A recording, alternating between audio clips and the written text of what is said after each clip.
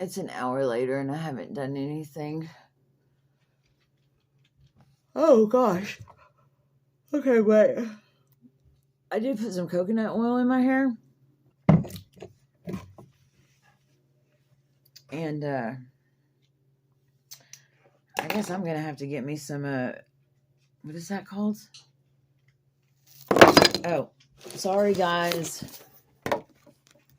I'll make a stand for this, okay? BioSilk or something, because that's clean hair. Weird. But anyway, that can be put up. I can do that right now.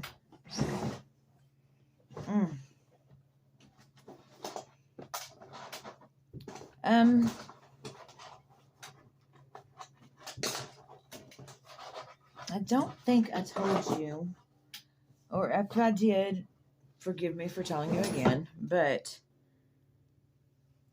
I had updated y'all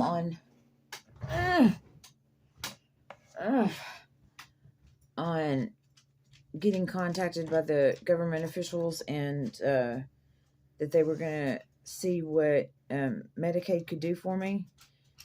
And so I had a guy from Health and Human Services call me, and he said, yeah, we don't have anything for anybody your age. He said that Governor Abbott decided that we didn't need that. Well, isn't that funny? You know, I don't dislike you, Governor Abbott, and I'm not making fun of you for being in a wheelchair. But you would think that because you were in a wheelchair, you wouldn't want a bunch of people in wheelchairs. Do you know how much more it's going to cost the government to take care of me when I can't walk and I can't use my right hand? But I realize this change isn't going to happen for me. But my daughters, my granddaughters, you know, if they get hurt middle-aged and can't afford $250 for Obamacare and don't take the advice of the Texas Health and Human Services guy when he says get married for it, I let him know that was fraud, and I'm not.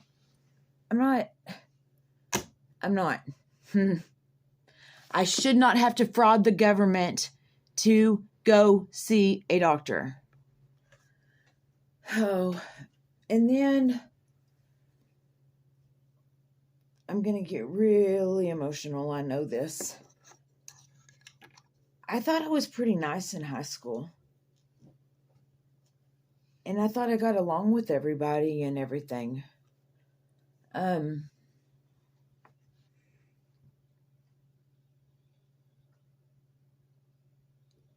come to realize that there's not anybody out there that cares. Which that's okay. I mean, it is what it is. I've put my MRIs on there, on all my platforms. I did a copy of what the doctor told me after she looked at my CAT scan. And let's see, I don't have any signatures on my change.org. And not one person has donated money. I reached out because I was real lonely not too long ago to a friend on Facebook. And the first thing that she said was like, you're sober? And I'm like, duh, like, where have y'all been? I have been done with all that for a long time. I'm not going to lie to you and say that I might not have had one or two relapses in 10 years, but 2013, yeah. And I'm happy they put me in jail because I learned a lot, and I learned that life ain't for me at all. Everybody, I live like 3 blocks away from the jail. Everybody was partying here all the time, and my fiance had girls running around in my wedding dress, and at least once a week a girl would come into the pod that had been arrested at my house, and I didn't get one visit, I didn't get one letter, and I didn't get one penny in commissary while he lived in my house for 3 months. So I get home, and they don't know I'm getting out. I should have already been out. Oh, we'll talk about that part later. But anyway, okay, so I get out, and I walk home. And I had this badass dog. Her name was Cheyenne. And I'm like, Cheyenne! And so, because she went crazy at the door, they opened it. Whole fucking house in here doing dope. And, my fiance, is begging me to let him stay here. I'm like, hit the fucking road, dude. It was your empty vial. You had steroids and pills in there. Thank God the Cleveland cops stole that and didn't charge me with it. And you told me you were buying me a car because you love me. Man, I am a fucking sucker. But, okay, so what were we talking about? Oh, yeah. Man, I must be really unpopular or known as a liar, and it's just very strange to me because I had the kids. I was always real active with them. I was married. We were really happy. We were always doing stuff together. I have a whole attic full of stuff that we made together. And we would go to the park in the middle of the night and play hide and seek. And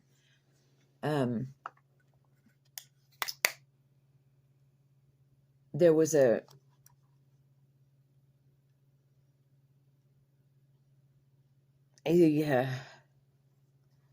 lot that happened in a short amount of time.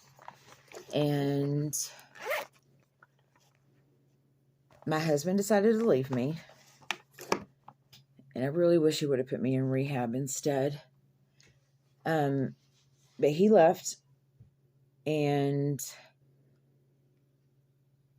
I was so naive about ICE that when that girl told me I could do it for that night, I believed her.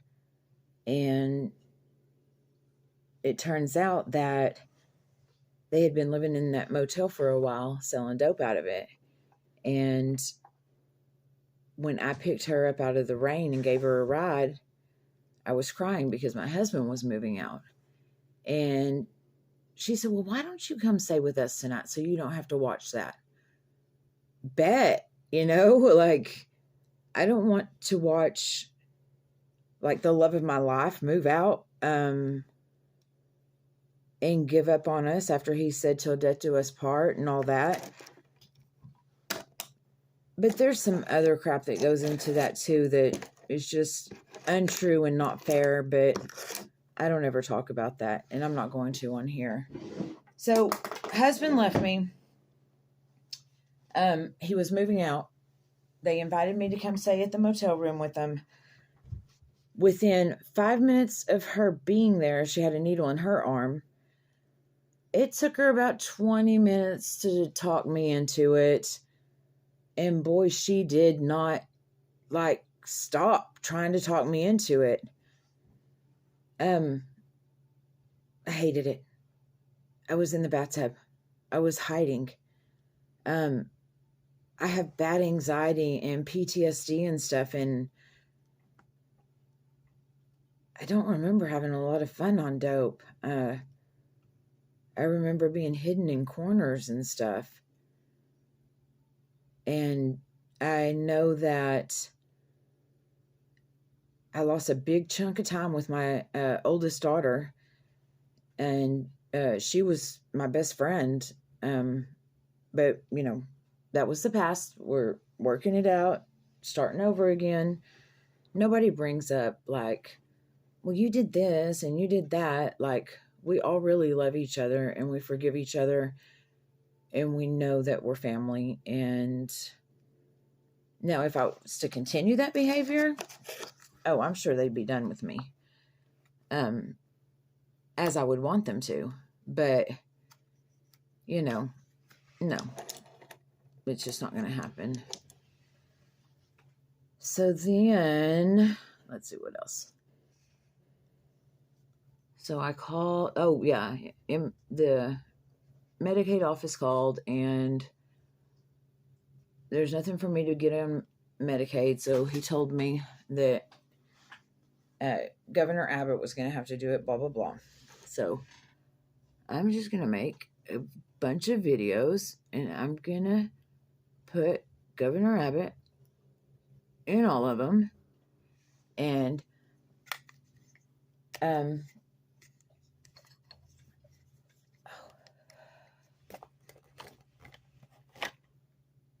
I'm going to get better. I can't wait to exercise again and to run and sweep the floor without getting dizzy and falling over. My woodworking,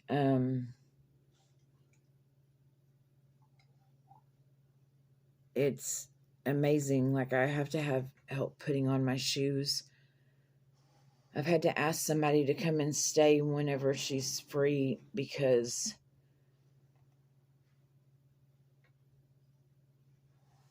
I fall and I get stuck places, okay? And it's really hard for me to get out because when all of this happened, I lost a lot of muscle mass. And I've tried to gain it back, but all it does is cramp on me. They just cramp. They don't... Good Lord.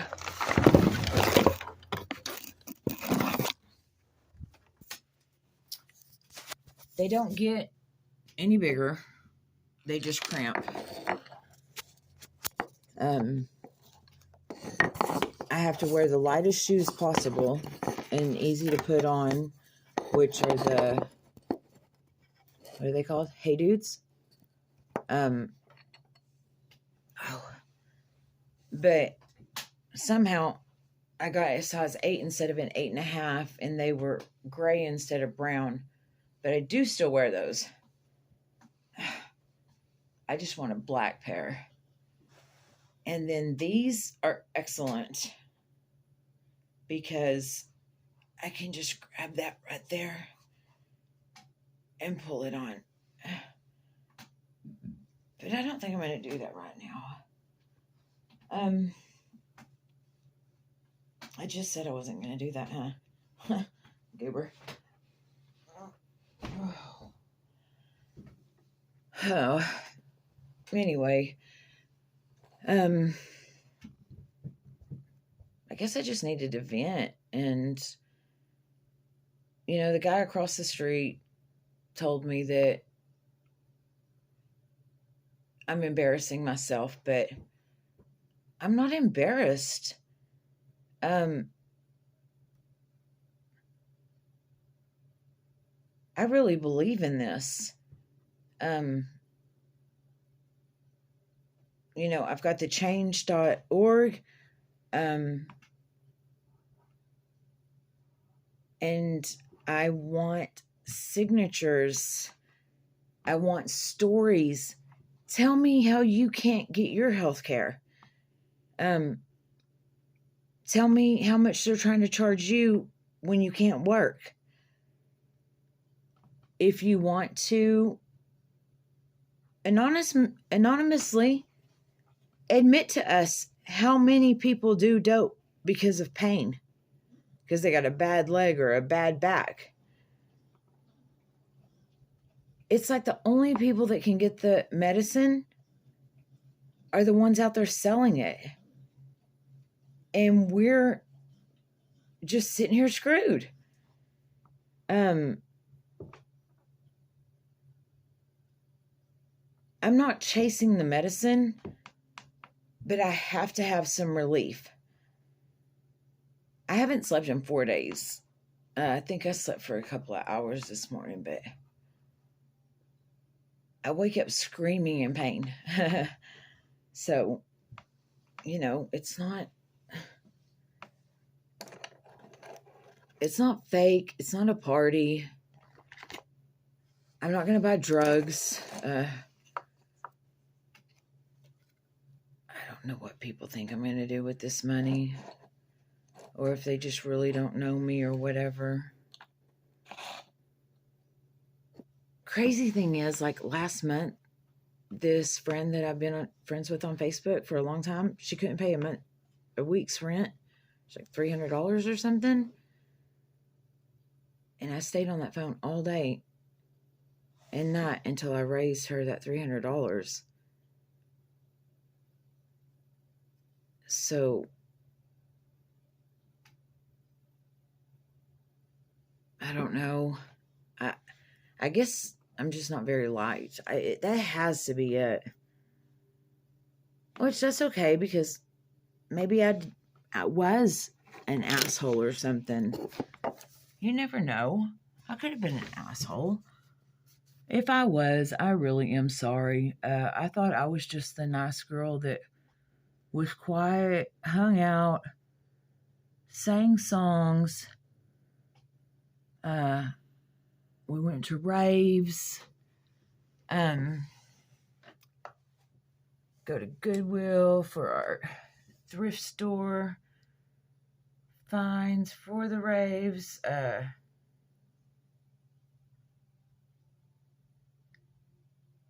Get locked out of the car because the driver was so messed up after, I don't know what she did. I think we took X with mushrooms or something like that. Oh, mushroom tea. Yeah, that's what it was. My best friend is passed out with her car running and all the doors locked. Thank God the guys found out that the back hatch was open, because she was not waking up. So she's driving home, and I love that sensual feeling. I wanted to look into microdosing mushrooms for pain and anxiety, but I guess I better not even try that. But let's see, Zombie was coming on, and I kept playing with her hair, and we had a really good time, But see, okay, this is so funny. There was these college guys.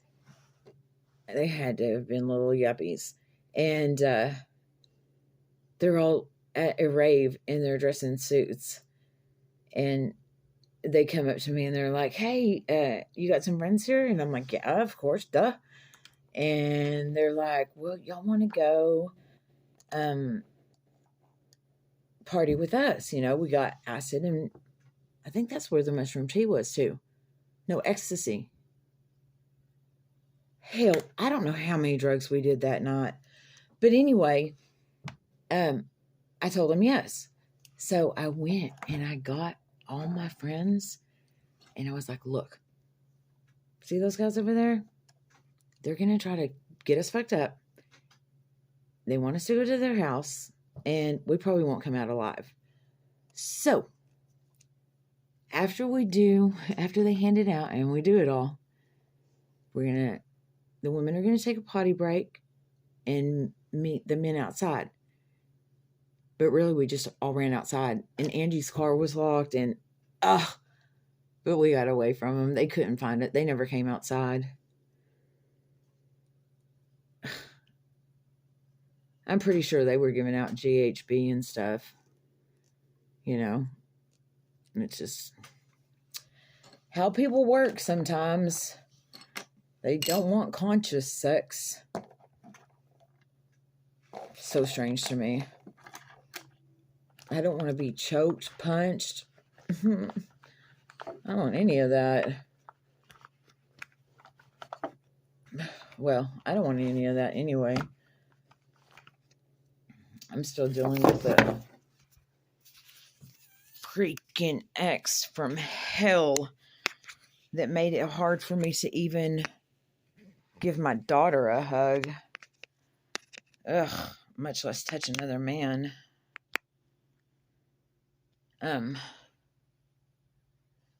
So he's what's called a homo sapien.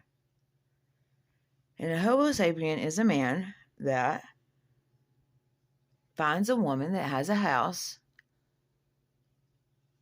and moves in there as quickly as possible and then doesn't want to leave. And that's exactly what he did to me. Within a couple of weeks, I couldn't stand the dude. I've even got it documented like it was like October of 2017. And by January, I had completely had it with him and his attitude, and because he did that love bombing stuff. And I know a lot of y'all don't understand that, but they act like completely different people until you allow them in your home, and then you're getting hot coffee spilled on you if you put your makeup on. Your shoes get taken away and thrown on the roof when you try to go get a job. Don't ever try to leave, because he will pull your ass back in the house by your throat. And he even got me thrown in the insane asylum, like the crazy place, because he told me, I know how to hurt you without leaving marks. He knew how to hurt me without leaving marks. I have slap tears on both shoulders, and then both hips are torn from the way that he would bend them the opposite way. So, it took me 4 years to find out that I could have him evicted for free. I kept getting told it was going to be over $2,000. He wouldn't let me work. And then I think one of my brothers looked it up, and they were like, they have an indigent thing. And I said, oh, well, shit, I'm on indigent care as it is. Trying to get my back and my neck fixed. And so I did indigent. The judge said, why haven't you left her house? And he was like, because I've made repairs to it and I've put money into it. And the judge said, you've lived there for 5 years without paying anything. Like he would pay bills or stuff if I would go out there and scrap air conditioners with him or go out there and mow the lawn with him. Oh, he had to make sure I was working, even though it was my house he was staying in. So anyway, that loser got, oh my God, that loser's out of here.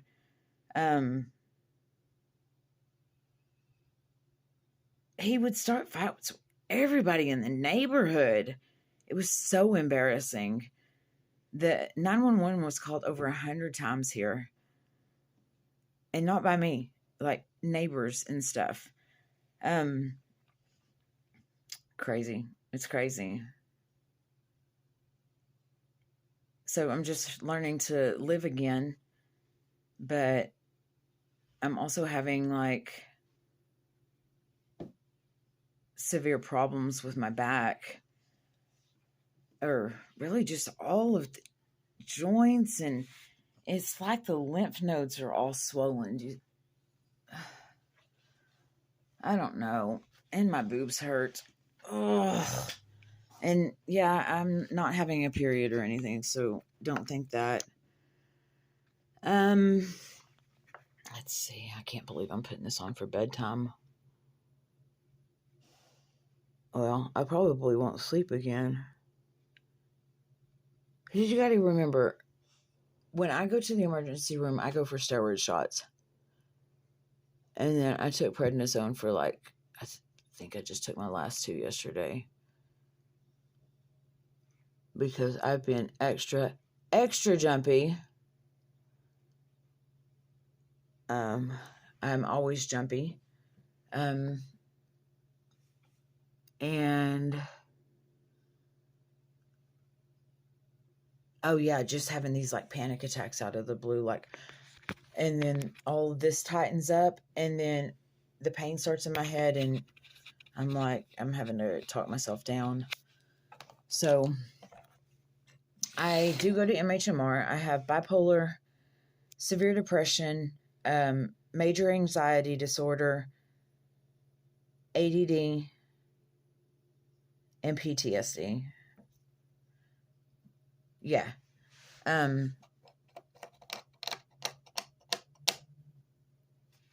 I was 12 years old when my doctor put me on Xanax.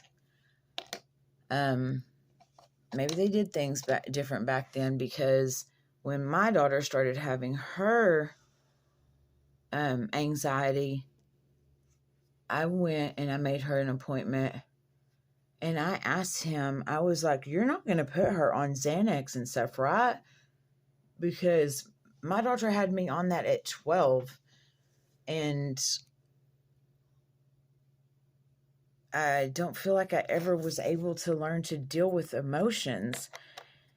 And he said, your doctor had you on that since 12? He said, not only did you not learn how to deal with emotions, that part of your brain didn't develop fully because the Xanax was in there. They put her on Prozac for 2 months, and she's been so much better. She doesn't talk to me as much as I want her to, but I understand, and I'm letting her have her space. Because I let them down. But it was so long ago, So what else were we going to talk about, guys? I don't remember.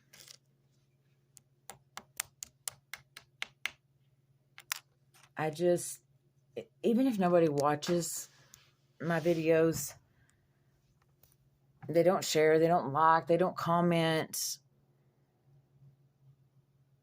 I'm glad that y'all all have the health care that y'all need, and maybe you could lead me to the right health care, huh? But yeah, I'm not committed. I'm not committing fraud. And you work for them, you would know that I'm committing fraud. And he's like, well, that's the fastest way to get help. Yeah, well, it's also the fastest way to get me in jail and have my granddaughter no.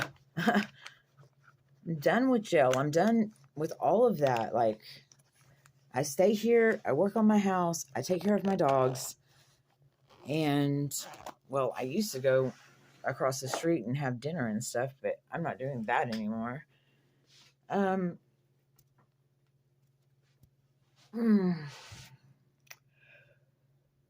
really tired, guys, but when I lay down, my arms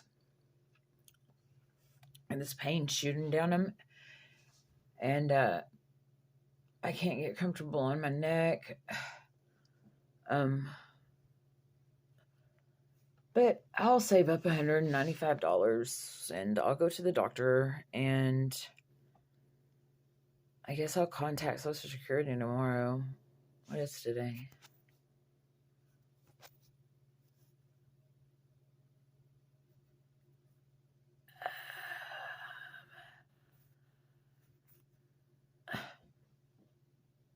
Oh, it's Tuesday. Okay.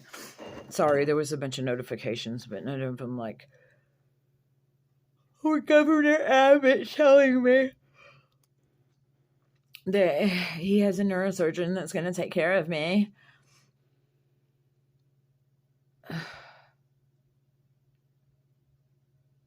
When I got the divorce, I didn't ask for child support. And all I asked for was for him not to turn off my phone so I could always talk to my kids and to leave me on the insurance. And I don't think he even did it for 3 months. And that's when I was finding out that I was having the 90% blockage in my elbows. So that's his choice or whatever, you know.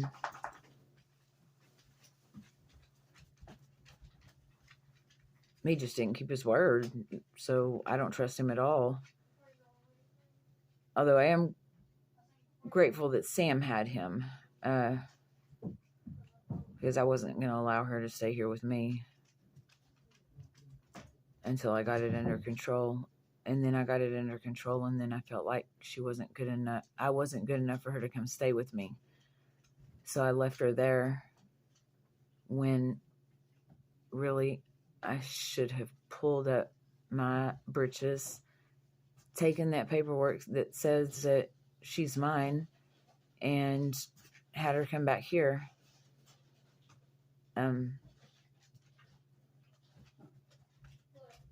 Because that caused me a lot of depression. And actually, I didn't like the way she was being treated at the time either. I am very grateful for her sister, though. And I guess that I'm going to close this one out right now. Governor Abbott, when you take away our health care at this age, you take away our whole future. I can never fully heal from the nerve damage that's already happened. But she said I can get my personality back, because everybody says that's the biggest thing that changed. Because I used to be real talkative and smiling, and now I don't leave my house. And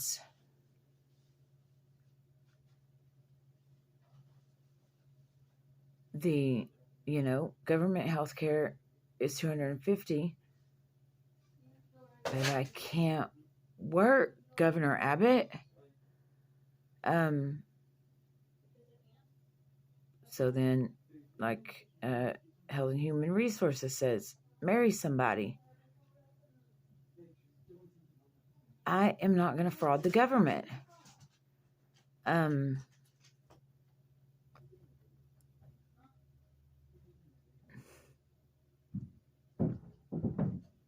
You're going to get tired of hearing me, Governor Abbott. I'm going to be a thorn in your side. And I really don't mean to be, but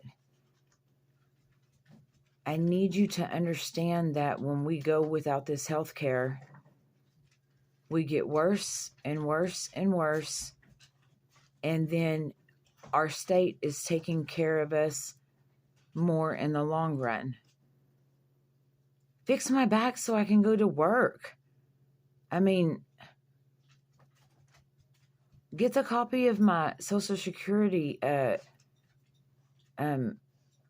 judgment. They want to talk about 10 years ago drug use and stuff. What? Okay, that was 10 years ago. How long are you going to make me suffer? Are you a Christian? I already said I was sorry, and I've already made everything right. And then Social Security hired their own doctor, and he testified in front of the judge that I couldn't work and that it would be very hard for me to find work. And just since that, I've gotten much worse. So I'm going to get off of here for now. Governor Abbott, contact me. Talk to me. Have one of your little, whatever they're called, talk to me. Your Monica Lewinsky's, whatever they are. Explain to us why in between a certain age we can't get health care, even if we're disabled.